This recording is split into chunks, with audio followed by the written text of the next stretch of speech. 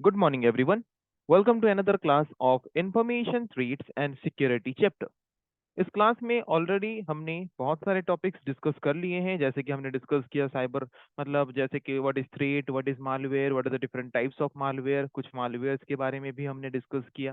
What is cyber crime, what are the different types of cyber crime, how can we protect our computer from information threat, okay, how can we protect our computer from any kind of attack, ये हमने discuss किया। what is computer ethics, what are the different type of information security techniques that we can use or that we use in our computer system to protect the information of our computer। कुछ information security techniques के बारे में भी हमने discuss किया। Okay, सो इतना topics already हमने discuss कर लिया है अभी तक। नेक्स्ट हम और कुछ टॉपिक डिस्कस करेंगे आज के क्लास से। सो आज के क्लास में हम डिस्कशन जो शुरू करेंगे जिस टॉपिक से, उस टॉपिक का नाम है साइबर लॉ। ओके, तो साइबर लॉ जानने से पहले पहले इन टर्म्स को इंडिविजुअली जानते हैं। साइबर मतलब क्या है? साइबर मतलब साइबर स्पेस। साइबर स्पेस मतलब क्या है? साइबर स्पेस का मतलब क्या है? यहाँ पे लिखा है, देखो, साइबर स्पेस का मतलब क्या है। साइबर स्पेस मतलब हम बोल सकते हैं टेक्नोलॉजी का दुनिया।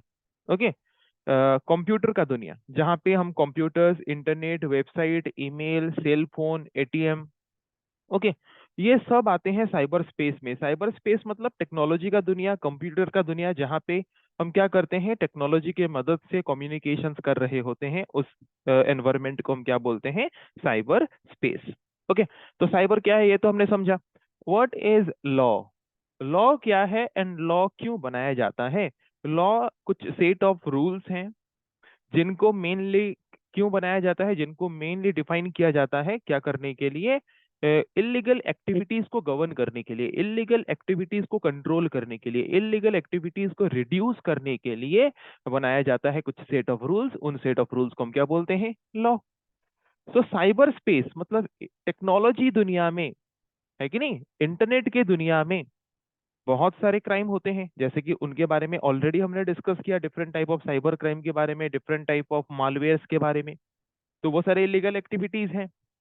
तो साइबर स्पेस में या फिर इंटरनेट के दुनिया में जो different type of illegal activities हो रहे हैं, जिनके वजह से लोगों को टेक्नोलॉजी यूज करने में दिक्कत होता है, टेक्नोलॉजी यूज करने में उनको वो सिक्योरिटी फील नहीं होता, तो उन क्राइम को रिड्यूस करने के लिए, उन क्राइम को कंट्रोल करने के लिए गवर्नमेंट के द्वारा एक लॉ पास किया गया, जिस लॉ को हम क्या बोलते हैं? Cyber law.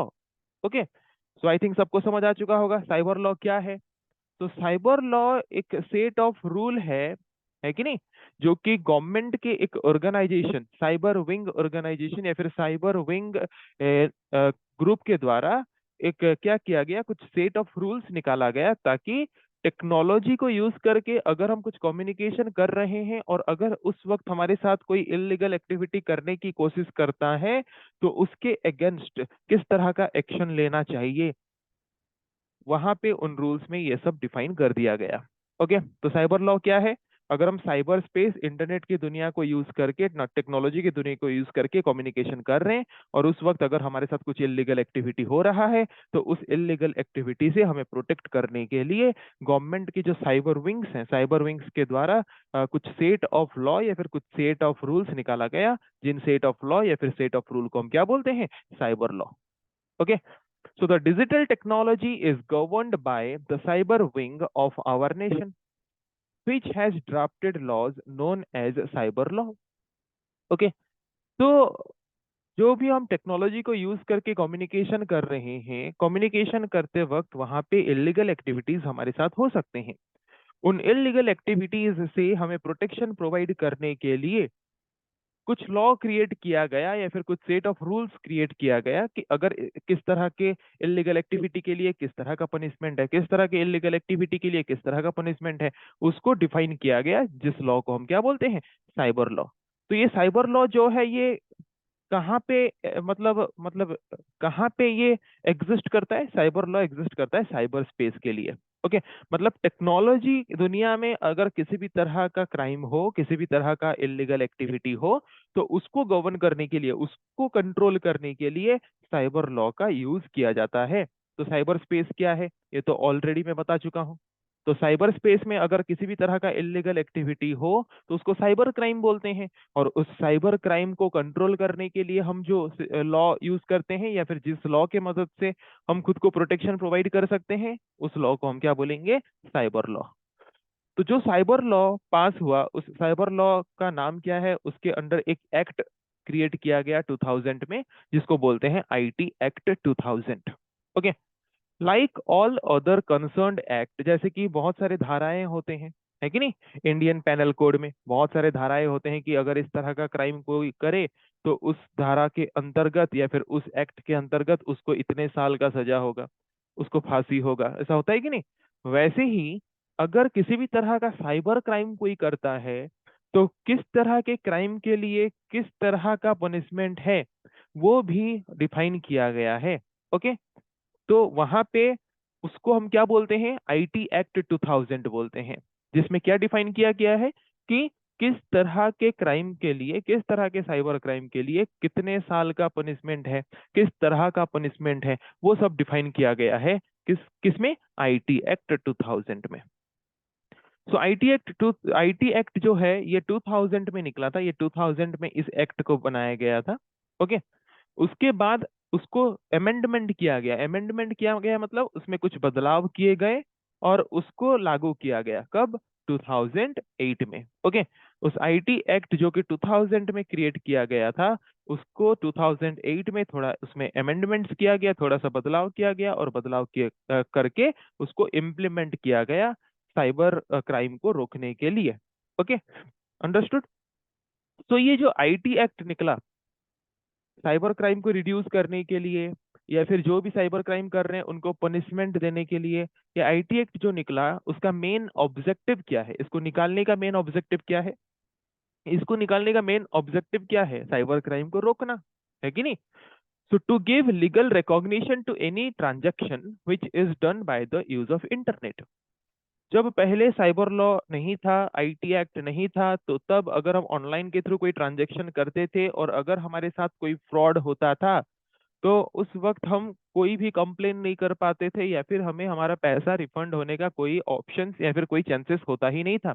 पर ये आईटी एक्ट लागू होने के बाद क्या कर सकते हैं? ये हमें लीगल रिकॉग्निशन प्रोवाइड करता है, मतलब ये हमें क्या करता है? लीगल सिक्योरिटी प्रोवाइड करता है, लीगली परमिशन देता है कि ऑनलाइन ट्रांजेक्शन करो और अगर वहां पे कोई भी इलीगल एक्टिविटी हमारे साथ हो तो हम उसको केस फाइल कर सकते हैं और हमारा पैसा हम रिटर्न पा भी सकते हैं। ओके। और किसके लिए आईटी एक्ट को निकाला गया? To give legal recognition to digital signature for accepting any agreement through computer. Okay. पहले क्या होता था? किसी से किसी भी तरह का एग्रीमेंट अगर हमें रिसीव करना है तो हैंड रिटन सिग्नेचर कंपलसरी होता था। पर आईटी एक्ट लागू होने के बाद हमें, और जैसे कि आजकल देखते होंगे बहुत जगह पे, और सिग्नेचर जो भी कंप्यूटर के द्वारा जनरेट किया गया डॉक्यूमेंट्स होता है वहां पे यूजर का सिग्नेचर नहीं होने से भी चलेगा बोलता है, क्योंकि वहां पे वो जो डॉक्यूमेंट जनरेट हुआ होता है हम हमारे यूजर आईडी, पासवर्ड या फिर लॉगिन डिटेल्स दे के ही उस डॉक्यूमेंट को हम डाउनलोड किए होते हैं। तो जो लॉगिन डिटेल्स या फिर यूजर आईडी, पासवर्ड हम जो दिए होते हैं वो हमारा डिजिटल सिग्नेचर है, जिसकी वजह से हमें और हैंड रिटन सिग्नेचर देने की उस डॉक्यूमेंट में जरूरत नहीं पड़ती। तो इसको मतलब हैंड रिटन सिग्नेचर से बेहतर कैसे डिजिटल सिग्नेचर को हम यूज करके एग्रीमेंट्स एक्सेप्ट कर सकें कंप्यूटर्स के थ्रू, इसको भी अलाउ किया किसने? आईटी एक्ट ने। ओके। इसको सिक्योरिटी प्रोवाइड करके then any company can store their data in electronic storage. जैसे कि आजकल हम हमारे मोबाइल फोन के डाटा को बैकअप करके रखते हैं गूगल ड्राइव में, गूगल फोटोज में, वन ड्राइव में, है कि नहीं? मतलब किसी दूसरे कंपनी के डिवाइस में हम हमारे मोबाइल के डाटा को स्टोर करके रख रहे हैं। ओके। तो आईटी एक्ट जब नहीं आया था तो तब अगर हम हमारे मोबाइल के डाटा को किसी दूसरे के डिवाइस में स्टोर कर रहे हैं और वही डाटा को अगर वो इलीगली एक्सेस कर रहा है, सपोज गूगल कंपनी हमारे डाटा को इलीगली एक्सेस कर रहा है, तो उसके लिए पहले कोई लॉ नहीं था, कोई एक्ट नहीं था, उनको कोई भी पनिशमेंट मिलने वाला नहीं था। पर आईटी एक्ट में इस चीज को भी ऐड कर दिया गया कि अगर हम किसी दूसरे कंपनी के सर्वर में हमारे डेटा को स्टोर करके रखते हैं तो उस डेटा को अगर वो कंपनी इलीगली एक्सेस करने की कोशिश करे तो उसके अगेंस्ट में भी हम क्या कर सकते हैं? केस फाइल कर सकते हैं। ओके, सो ये कुछ मेन ऑब्जेक्टिव्स हैं आईटी एक्ट को निकालने का, कि इंटरनेट के थ्रू हम फ्रीली ऑनलाइन ट्रांजैक्शंस कर सकें, हमारे साथ कोई फ्रॉड ना हो। और देन अगर डिजिटल सिग्नेचर हम दे के और हैंड रिटन सिग्नेचर ना दे के कोई भी तरह का एग्रीमेंट हम एक्सेप्ट कर सकें, ओके, उसमें सिक्योरिटी हमें मिले। देन उसके साथ साथ अगर हम किसी दूसरे सर्वर में हमारे कंप्यूटर के डेटा को बैकअप करके रखते हैं तो वो डेटा इलीगली एक्सेसिबल ना हो, और अगर कोई इलीगली एक्सेसिबल कर रहा है तो उसके अगेंस्ट में भी हमको प्रोटेक्शन मिल सके, उसके लिए ये आईटी एक्ट को निकाला गया। मतलब सिंपल तरीके से बोल सकते हैं कि अगर हम इंटरनेट का दुनिया टेक्नोलॉजी को यूज करके, अगर हम क्या कर रहे हैं टेक्नोलॉजी को यूज करके, अगर हम कोई भी कम्युनिकेशन कर रहे हैं, कोई भी डेटा स्टोर कर रहे हैं, तो वो कोई इलीगली अगर एक्सेस करने की कोशिश करे तो उसके अगेंस्ट में हमें प्रोटेक्शन प्रोवाइड करने के लिए आईटी एक्ट को निकाला गया। ओके, आई थिंक समझ आ चुका होगा। सो जो आईटी एक्ट है जो कि 2000 में निकला था, तो वहां पे अलग अलग सेक्शंस हैं, हर एक एक्ट के अंदर अलग अलग सेक्शंस होते हैं, है कि नहीं? तो हम यहाँ पे देखेंगे कौन से सेक्शन के अंडर किस तरह का क्राइम आता है और किस तरह के क्राइम के लिए किस तरह के पनिशमेंट्स होते हैं, किस तरह के पेनल्टीज होते हैं। जैसे कि सेक्शन 65C, ओके, यहाँ पे सेक्शन 65C के अंदर किस तरह का क्राइम आता है? Tampering with computer source document. जैसे कि मेरे कंप्यूटर में कुछ सोर्स है, मेरे कंप्यूटर में कुछ डॉक्यूमेंट है, और उसको कोई हार्म पहुंचाने की कोशिश कर रहा है, तो उसके अगेंस्ट में हम क्या कर सकते हैं? उसके अगेंस्ट में हम 65C सेक्शन के अंडर क्या कर सकते हैं? केस फाइल कर सकते हैं। तो जिसके वजह से अगर वो वहां पे, मतलब वो वहां पे अगर पकड़ा जाता है, कि वहां पे अगर प्रूफ होता है कि हाँ ये एक्चुअल में क्या है, कल्प्रिट है जो कि क्राइम करने की कोशिश कर रहा है, अगर ये प्रूफ हो जाता है तो वहां पे उसको क्या पेनल्टी मिलेगा? Either imprisonment up to 3 years, 3 साल का जेल हो सकता है, या फिर 2 लाख फाइन हो सकता है, या फिर दोनों भी हो सकता है, 3 साल का जेल एंड 2 लाख का फाइन, दोनों भी हो सकता है। वो डिपेंड करता है कि किस तरह का डॉक्यूमेंट, कितना इंपॉर्टेंट डॉक्यूमेंट को किसने टेम्पर करने की कोशिश की है, उसके ऊपर डिपेंड करके पेनल्टीज सेट किए जाते हैं। ओके, ये शॉर्ट क्वेश्चंस में आता है 65C के, सॉरी 65 सेक्शन के अंडर कौन सा क्राइम आता है। मतलब अगर कोई हमारे कंप्यूटर के रिसोर्सेज को, कंप्यूटर के डॉक्यूमेंट को टेम्पर करने की कोशिश करे, तो उसके लिए 65 सेक्शन 65 के अंडर क्या पेनल्टी होना चाहिए मेंशन किया गया है। देन सेक्शन 66, ओके, सेक्शन क्या है? सेक्शन 66। तो सेक्शन 66 के अंदर कौन सा क्राइम है, किस क्राइम को इसने कवर किया है? Hacking with computer system. अगर कोई कंप्यूटर को यूज करके किसी दूसरे के कंप्यूटर को हैक करने की कोशिश करे, तो मिनिमम जो है 3 साल का जेल हो सकता है, या फिर मिनिमम 5 लाख का फाइन हो सकता है, या फिर दोनों हो सकते हैं। 66B, सेक्शन 66B के अंदर किस तरह का क्राइम आता है? रिसीविंग स्टोलन कंप्यूटर और कम्युनिकेशन डिवाइस। मतलब चोरी वाला कंप्यूटर या फिर चोरी वाला डिवाइस अगर हम खरीदते हैं, है कि नहीं? जैसे कि होता है ना चोर बाजार, जहाँ पे किसी दूसरे का चोरी वाला प्रोडक्ट, किसी दूसरे का यूज करने वाला चोरी वाला प्रोडक्ट लाके सेल किया जाता है। तो अगर हम पकड़े जाते हैं चोरी वाले प्रोडक्ट को खरीद खरीद के यूज करते वक्त, तो वहां पे हमें 3 साल का जेल हो सकता है, या फिर 1 लाख या तक फाइन हो सकता है, या फिर दोनों हो सकते हैं, या फिर उससे ज्यादा भी हो सकते हैं। ओके, देन सेक्शन 66C के अंडर किस तरह का क्राइम आता है? Using password of another person and deals with credit card fraud. किसी दूसरे के क्रेडिट कार्ड का एक्सेस करना, उसके पासवर्ड को इलीगली यूज करके, है कि नहीं? तो ये सेक्शन 66C के अंडर आता है। ओके, जिसकी वजह से 3 साल का जेल भी हो सकता है, या फिर 1 लाख का फाइन हो सकता है, या फिर दोनों हो सकता है, या फिर उससे ज्यादा भी हो सकता है। ओके, सेक्शन 66D के अंदर क्या आता है? Cheating using computer resource. Computer resources को यूज करके किसी को चीट करना, कंप्यूटर रिसोर्सेज को यूज करके किसी को ब्लैकमेल करना, जिसको हम साइबर स्टॉकिंग बोलते हैं। ओके, तो वहां पे 66D के अंदर अगर हम कंप्यूटर रिसोर्सेज को यूज करके किसी को चीट कर रहे हैं, तो उसके लिए भी 3 साल का हमें जेल हो सकता है, या फिर 1 लाख का फाइन हो सकता है, या फिर दोनों हो सकते हैं। देन सेक्शन 66E के अंडर क्या आता है? Publishing private images of others. किसी दूसरे के प्राइवेट इमेजेस को मतलब पब्लिश करके उनको ब्लैकमेल करना, उनको हैरेस करना, इस तरह का अगर कोई हम साइबर स्टॉकिंग करते हैं, तो उसके लिए भी हमें 3 साल का जेल हो सकता है, या फिर 2 लाख का फाइन हो सकता है, या फिर दोनों भी हो सकते हैं, या फिर उससे ज्यादा भी हो सकता है। देन 66F के अंडर क्या आता है? 66F के अंडर आता है एक्ट ऑफ साइबर टेररिज्म।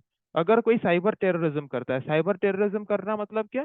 कहीं पे बॉम्ब फिटिंग करके घर पे बैठे कंप्यूटर्स के थ्रू उसको कंट्रोल करना, और जब क्राउड ज्यादा होंगे या फिर जिनको हम टारगेट किए होंगे वो लोग आने के बाद हम वहाँ पे किसी भी तरह का इलीगल टेररिज्म अटैक अगर करते हैं तो उसको बोलते हैं cyber terrorism.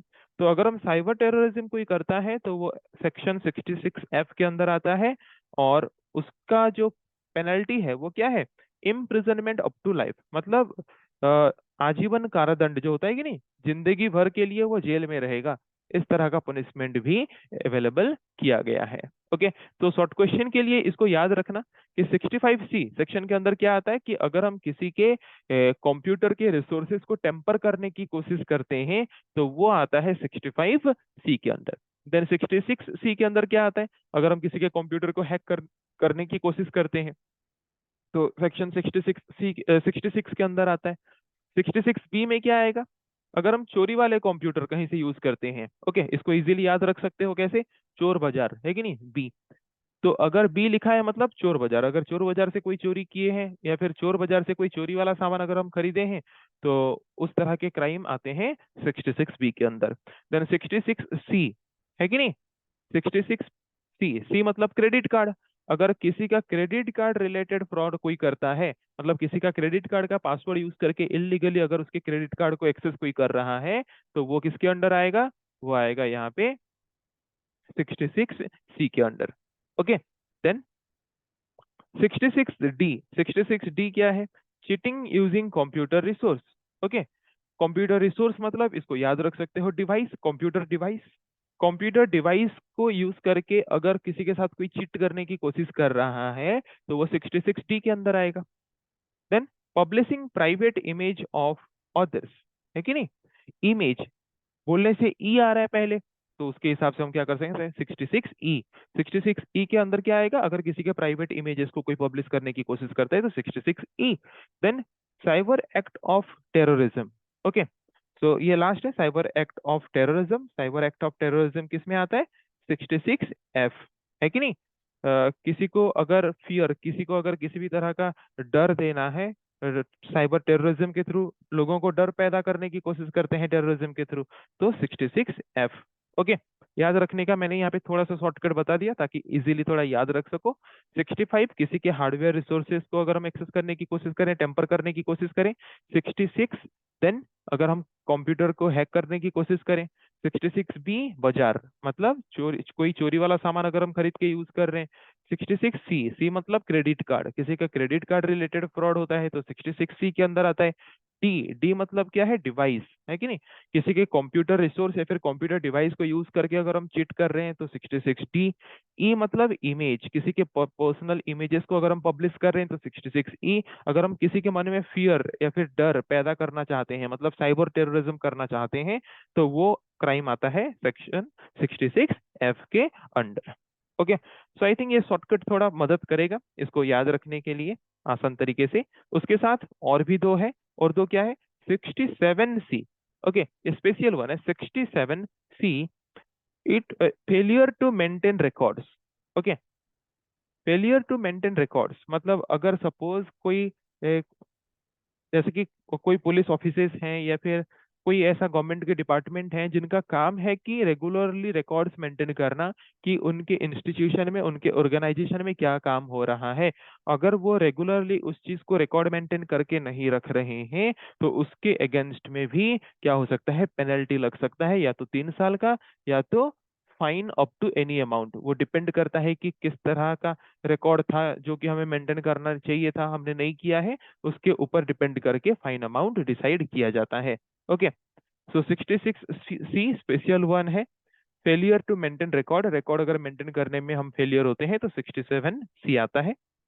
Then 70, section 70, securing access और attempting to secure access to a protected system. Okay, एक प्रोटेक्टेड सिस्टम है और उस प्रोटेक्टेड सिस्टम से हम कोई इंफॉर्मेशन अगर एक्सेस करना चाहते हैं, ओके, मतलब जो जिसका डिवाइस है उसके बिना परमिशन में, उसके बिना नॉलेज में किसी भी प्रोटेक्टेड सिस्टम को अगर हम एक्सेस करने की कोशिश करते हैं, जैसे कि अगर मैं गूगल का जो सर्वर है वो प्रोटेक्टेड सिस्टम है, उसको अगर मैं एक्सेस करने की कोशिश करना चाहता हूँ अनऑथराइज्डली, तो उस तरह के क्राइम आएंगे सेक्शन 70 के अंदर। ओके, तो जिसके द्वारा 10 साल का जेल हो सकता है या फिर कितने भी अमाउंट तक, मतलब वो जिस डेटा को वो हैक करने की कोशिश कर रहा था वो किस तरह का डाटा है, कितने इंपॉर्टेंट डाटा है, उसके ऊपर डिपेंड करके अमाउंट, फाइन अमाउंट भी डिसाइड किए जा सकते हैं। ओके, सो ये थे हमारे डिफरेंट टॉपिक्स। ओके, जो कि अभी तक हमें डिस्कस करना था। आज के क्लास में हमने डिस्कस किया what is cyber law, cyber law हमें क्यों चाहिए। तो इंडिया में जो साइबर लॉ हमारा फर्स्ट क्रिएट हुआ, जिसका नाम क्या है, आईटी एक्ट 2000। उसके बाद उसमें कुछ चेंजेस किया गया, अमेंडमेंट्स किए गए और लागू किया गया कब, 2008 में। तो मेन ऑब्जेक्टिव हमारा क्या था आईटी एक्ट निकालने का, ताकि ऑनलाइन ट्रांजेक्शन्स को रिकॉग्निशन मिल सके, ताकि ऑनलाइन ट्रांजेक्शन्स लोग सिक्योरली कर सकें। देन उसके साथ साथ और क्या बेनिफिट्स मिला कि डिजिटल सिग्नेचर्स के थ्रू किसी भी तरह के डॉक्यूमेंट्स को रिसीव कर सकें, एक्सेप्ट कर सकें, और हैंड रिटन सिग्नेचर की जरूरत ना पड़े, ताकि वो ज़्यादा सिक्योर है डिजिटल सिग्नेचर। उसके साथ साथ अगर हम किसी सर्वर या फिर दूसरे डिवाइस के कंप्यूटर में हमारे डाटा को स्टोर कर रहे हैं, तो उसको इलीगली एक्सेस अगर कोई करने की कोशिश करे तो उसके अगेंस्ट हम एक्शन ले सकें। ओके, मतलब दूसरे सर्वर के कंप्यूटर में हमारे डाटा को हम अगर स्टोर करते हैं तो सिक्योरली कैसे स्टोर कर सकें, इन सारे प्रोटेक्शंस को प्रोवाइड करने के लिए आईटी एक्ट को निकाला गया था।